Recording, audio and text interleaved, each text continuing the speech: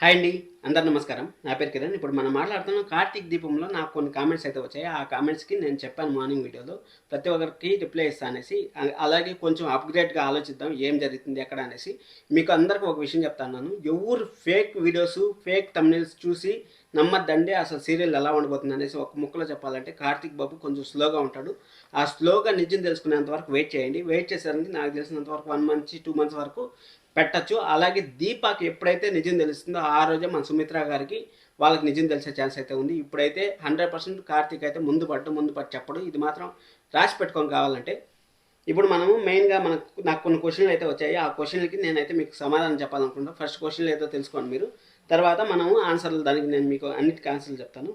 Unexpected tissue అసలు expect చేయలేదు అనేసి ఒకరు కామెంట్ చేశారు. అలాగే ఇక్కడ జోష్నాని పక్కన పెడితే దీపాని ఎవరు కాపాడతారు అనేసి మన షన్ను గారు అయితే మెసేజ్ చేశారు. దానికి కూడా నేను చెప్తాను. ఎందుకు దీపా గారిని ఎవరు కాపాడే ఛాన్స్ ఉంది? దశరథ్ గారు అలాగే సుమిత్ర గారు కాపాడతారా? వచ్చి సెపరేట్‌గా వచ్చి కాపాడతారా అనేసి అడిగారు. దానికి సమాధానం చెప్తాను. అలాగే దాస్ గారికి నిజం తెలిసి దాస్ గారు కార్తీక్ కాకుండా సుమిత్ర గారికి దశరథ్ గారికి చెప్పింటే బాగుండేది అనేసి ఒకరు కామెంట్ చేశారు. అక్కడ ఇంకా చాలా ఉన్నాయి. అన్న మరి దాస్ గారు సౌండ్ వింటే మర్చిపోతారు. దాస్ గారు ఒకవేళ ఏదైనా సౌండ్ వింటే మర్చిపోతారు కదా అనేసి కామెంట్ అయితే చేశారు. దానికి కూడా సమాధానం నేను చెప్తాను. అలాగే అదే అయిపోయినాక ఇప్పుడు కార్తీక్ నిజం తెలిసింది కదా, ఇప్పుడు ఏం జరుగుతుందో అనేసి అడిగారు. దానికి చెప్తాను. అలాగే ఇది రియలా డ్రీమా అని అడిగారు. ఇది 100% రియల్. అక్కడ కార్తీక్ చెప్పింది అయితే నిజము. ఇక్కడ ఇంకొక విషయం కూడా చెప్పారు. అక్కడ కార్తీక్ నిజం తెలిసింది కాబట్టి దీపా మరదలు అని విషయం తెలుస్తుంది. కార్తీక్ ఖచ్చితంగా అనసూయకి చెప్తాడా అనేసి అడిగారు. అనసూయ గారికి చెప్తారా? అనసూయ గారికి అయితే చెప్పే ఛాన్స్ లేదు. ఎందుకంటే కార్తీక్ బాబు ఎవరికి చెప్పడం మనసులోనే పెట్టుకుంటారు. మనసులో పెట్టుకొని వాళ్ళ దగ్గర కూడా మాట తీసుకుంటారు. మీరు ఎవరికి చెప్పదని మామయ్య, నేను చెప్తాను మీకు అనేసి అక్కడ మన దాస్ గారి దగ్గర కూడా మాట తీసుకుంటారు. మాట తీసుకుంటారు, ఖచ్చితంగా అదే జరిగేది.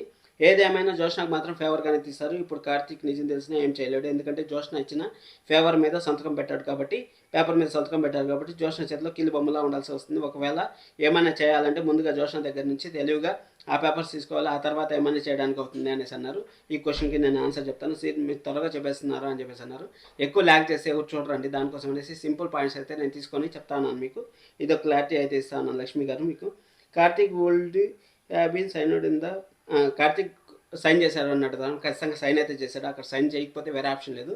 అక్కడ మనము ముందుతో చూస్తున్నాం అంటే సౌర విషయంలో కూడా నువ్వు దీపక్ విడాకులు ఇస్తే నేను డబ్బులు ఇస్తాను అనేసి మనకు హాస్పిటల్లో చూపించారు కదా, అదేవిధంగా ఇక్కడ కూడా జరిగే ఛాన్స్ ఉంది. కానీ అక్కడ ఖచ్చితంగా ఇప్పుడు మన కార్తీక్ అయితే వేరే ఆప్షన్ లేదు కాబట్టి ఖచ్చితంగా సంతకం పెట్టాల్సిందే. జోష్న ఒక డీల్ పెడుతుంది కదా, కార్తీక్ సైన్ చేస్తాడా? ఖచ్చితంగా చేస్తాడు. ఇవన్నిటి క్వశ్చన్లకి నేను సమాధానం అయితే చెప్తాను. ఇక్కడ మనకు ఫస్ట్ సుమిత్ర గారు అలాగే దశరథ్ గారు వచ్చి చెప్పారా అంటే 100% వాళ్ళు రారు.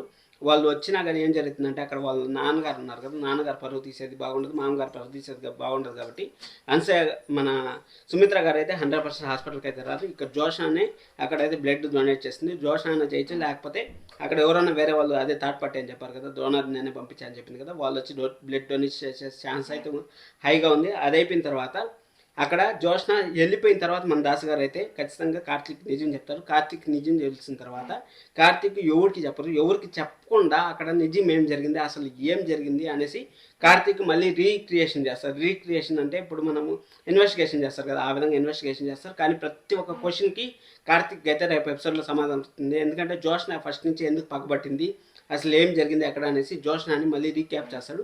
రీక్యాప్ చేసినా కానీ జోష్న దగ్గర పేపర్లు ఉన్నాయి ఏం రాసుకుంటుందో అనేసి మన నోరులో అయితే తెరవడు. దాస్ గారి దగ్గర కూడా మాట తీసుకుంటాడు. మామయ్య నువ్వు ఊరికి చెప్పకూడదు ఈ విషయము అనేసి, నేను దీని గురించి తెలుసుకుంటాను, నువ్వు చెప్పినా కానీ ఎవరు నమ్మరు అనేసి కార్తీక్ నిజమైతే అక్కడ మాట అయితే తీసుకుంటాడు. ఆ విధంగా కార్తీక్కి ఇప్పుడు తెలిసింది, కార్తీక్కి అలాగే దాస్ గారికి అయితే తెలిసింది. ఇంక ఈ నిజము తెలియాలంటే దీపక్కి ఆ రోజైతే తెలుస్తుందో నిజము, ఆ రోజే మిగిలిన వాళ్ళందరికీ తెలుస్తుంది. ఇది జరగడానికి దాదాపు 1 నెల నుంచి 2 నెలల టైం అయితే పట్టచ్చు. మనము అనుకున్నాము కార్తీక్ బాబుకి అలాగే దీపక్కి పెళ్ళి అయిపోతే అంతా హ్యాపీ మూమెంట్స్ అనుకున్నాం. ఇప్పుడు కార్తీక్ నిజం తెలుస్తుందని నేను చెప్తానే ఉన్నాను. తెలిసినా కానీ కార్తీక్ అయితే ఏమీ చేయలేడు. ఎందుకంటే అన్ఎక్స్పెక్టెడ్ ట్విస్ట్ అనేది ఆ విధంగా ఉంటుంది. దానికోసం అనేసి కార్తీక్ అయితే ఏమి చేయలేడు. జస్ట్ మనం ఒక ప్రేక్షకుల్లాగా చూస్తూనే ఉండాలి. అది చూస్తూనే ఉండండి. ఖచ్చితంగా మంచి ఎపిసోడ్స్ అయితే వస్తాయి. ట్విస్టులు టర్న్లు అయితే వస్తూ ఉండవు. ఎందుకంటే పారిజాతంగా అపార్థం చేసుకుంటాడు, జోష్న అపార్థం చేసుకుంటాడు. జోష్నకు కూడా నిజం చెప్తాడు, నువ్వు ఎలాంటిదోను, నువ్వు ఎక్కడి నుంచి వచ్చావు ఏమనేసి నిజం చెప్తాడు. అన్నీ జరుగుతాయి. ఖచ్చితంగా మంచి మంచి ఎపిసోడ్స్ అయితే రాబోతున్నాయి. కానీ